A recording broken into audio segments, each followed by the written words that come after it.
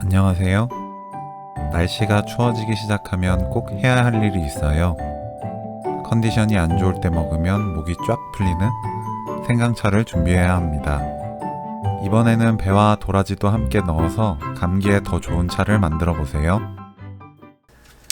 생강을 씻어주세요.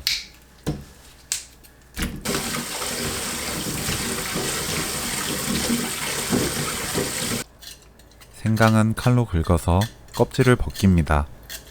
생강을 물에 담가 두었다가 체망에 치대도 껍질을 벗길 수 있지만 껍질 벗기는 것보다 팔이 더 아픈 방법이기 때문에 아주 많은 양을 만드는 것이 아니라면 칼로 벗기는 것이 가장 수월해요. 껍질 제거한 생강은 흐르는 물로 한 번 더 씻어냅니다.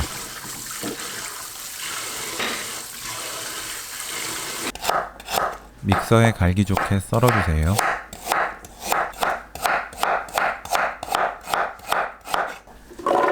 생강, 물 300ml 넣고 곱게 갈아줍니다.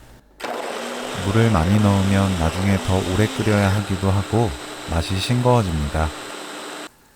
간 생강을 면보에 담습니다. 믹서에 남은 생강은 물 100ml를 여러 번 나누어 넣어 헹구면 깔끔하게 사용할 수 있습니다. 3분 정도 치대면서 생강즙을 냅니다.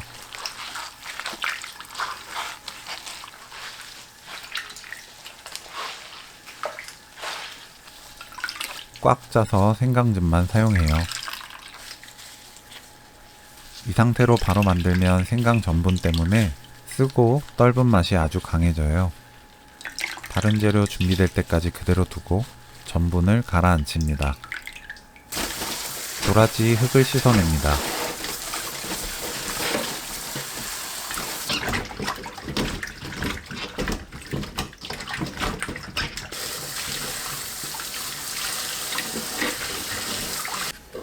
도라지를 칼등으로 긁어 껍질을 제거합니다. 깨끗하게 씻어서 껍질째 사용해도 좋지만 흙이 안 나올 때까지 깨끗하게 씻어야 하기 때문에 어느 정도 헹군 뒤 껍질 까서 요리하면 좀 더 깔끔한 배도라지 생강차를 만들 수 있어요. 손질한 도라지는 흐르는 물로 헹궈주세요. 도라지는 갈기 좋은 크기로 썰어줍니다.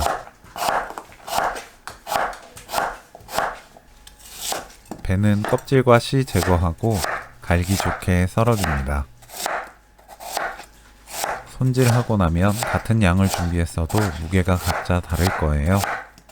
생강은 크게 차이가 없지만 배와 도라지는 손질 후 무게를 측정해주세요.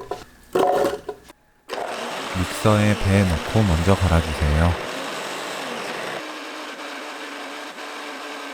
배가 곱게 갈아지면 도라지 넣어서 곱게 갈아줍니다.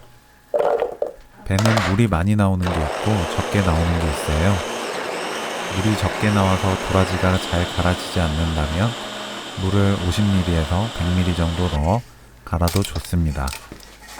냄비에 간 배와 도라지, 생강즙은 밑에 가라앉은 전분 제외한 민물만 넣어주세요.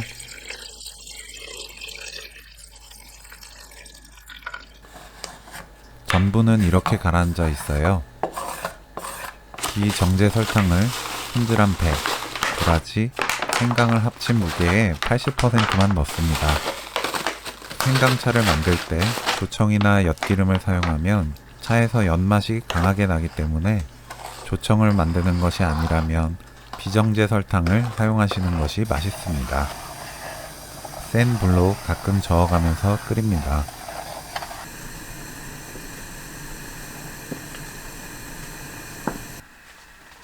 보글보글 끓기 시작하면 바로 중약불로 낮춰주세요. 식으면 더 뻑뻑해지기 때문에 너무 오래 끓이지 않는 것이 좋습니다. 딱 절반 정도 줄어들 때까지만 끓이시면 돼요. 위에 올라오는 거품은 걷어냅니다.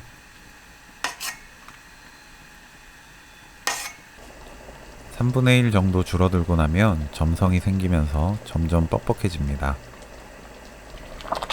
그때부터는 계속 저으면서 끓여야 바닥에 눌어붙지 않아요.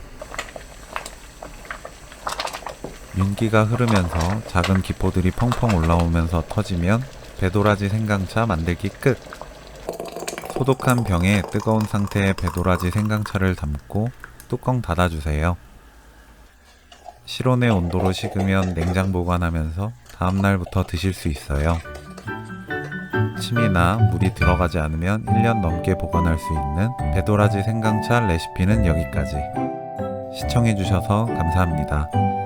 다음에 또 만나요.